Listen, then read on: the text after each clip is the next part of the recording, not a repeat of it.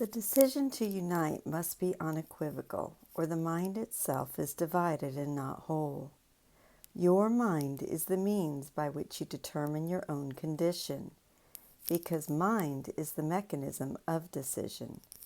It is the power by which you separate or join and experience joy or pain accordingly. Another clear statement: healing has to do only with the content of the mind's choice. Sickness or health, division or unity, pain or joy. And this power to choose is all that exists within the ego's dream of separation. My decision cannot overcome yours because yours is as powerful as mine. If it were not so, the sons of God would be unequal.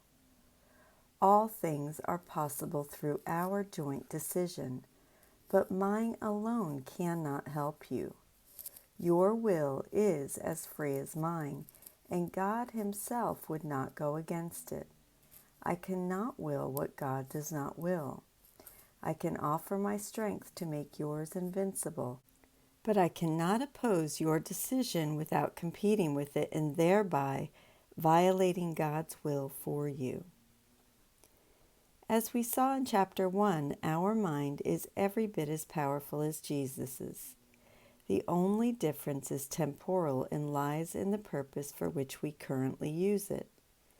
Our elder brother waits for us to make the same unequivocal choice for the Holy Spirit he did. He cannot choose for us or accomplish our salvation. This is not vicarious salvation as the churches have taught, wherein we need do nothing ourselves because Jesus has atoned for our sin. Moreover, any time we experience Jesus putting pressure on us or demanding sacrifice, we know this is the ego calling us to itself, seeking to denigrate the mind's power to choose.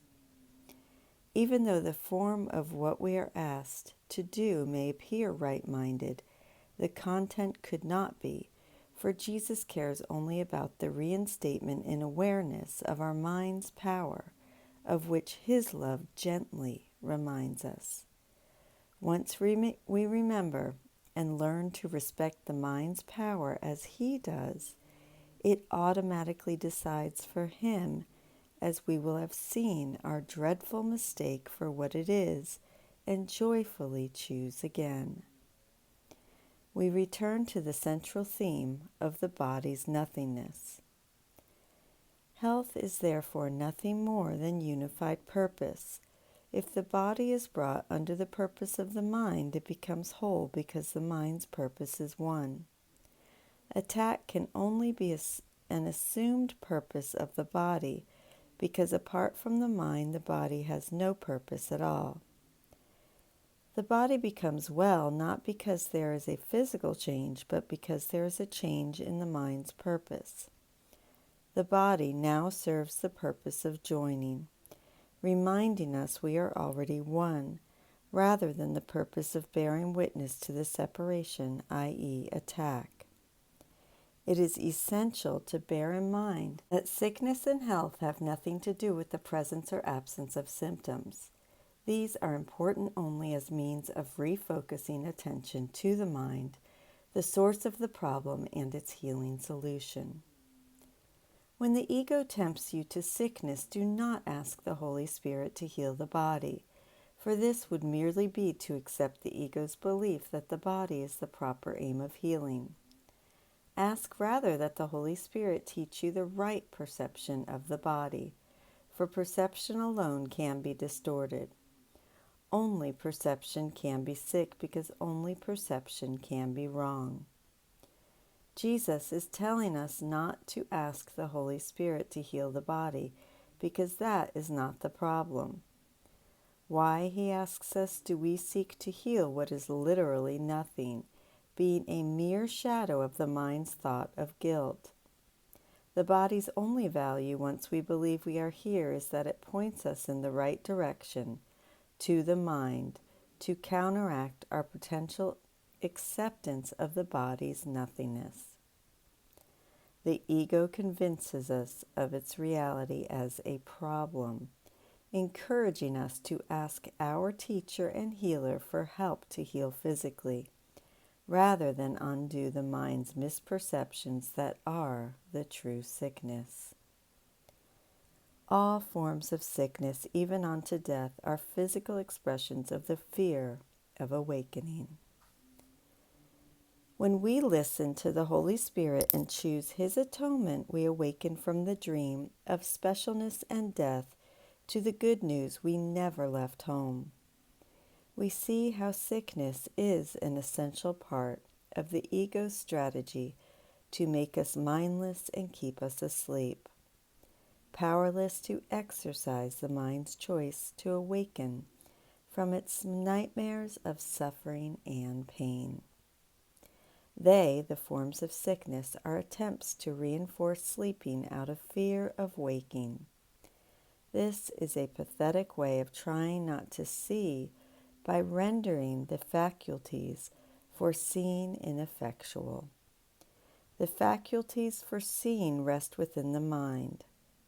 By identifying with the ego, we make our minds impotent and non-existent. In exchange, the ego tells us we can see with eyes, hear with ears, and understand with the brain the sensory data presented to us. This focuses our awareness everywhere but the mind, the right-minded home of vision.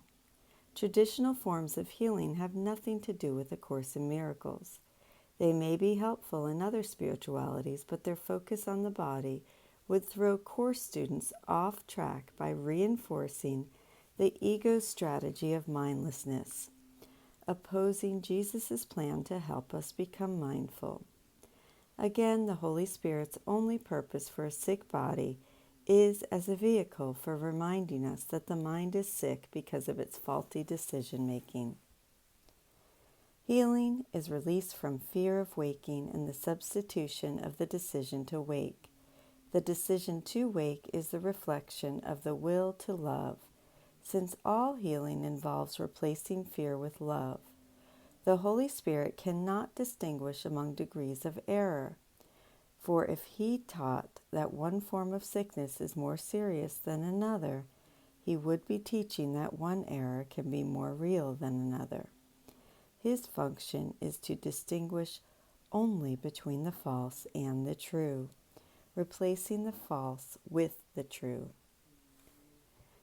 This returns us to our oft-quoted principle, but with a different term. There is no order of difficulty in healing. The Holy Spirit does not see cancer, AIDS, heart problems, or a sprained ankle. He sees only the mind's decision for guilt as a defense against the decision to forgive. When we ask His help with specific problems, we merely seek to remake Him in our own fearful image. In fact, the Holy Spirit cannot see what does not exist, which is why He does not distinguish among degrees of error. There is but one error, choosing the ego's fear. There is but one correction, choosing the Holy Spirit's love. As the workbook says, one problem, one solution. Healing, then, by virtue of looking past the attacking body and separated ego to the truth, undoes the ego's strategy of making us mindless that reinforce the belief in attack and separation. Sharing the Holy Spirit's true perception, we become truly mindful and choose to see the truth about God's Son, the universal sameness of His split mind, and the eternal oneness of the mind of Christ.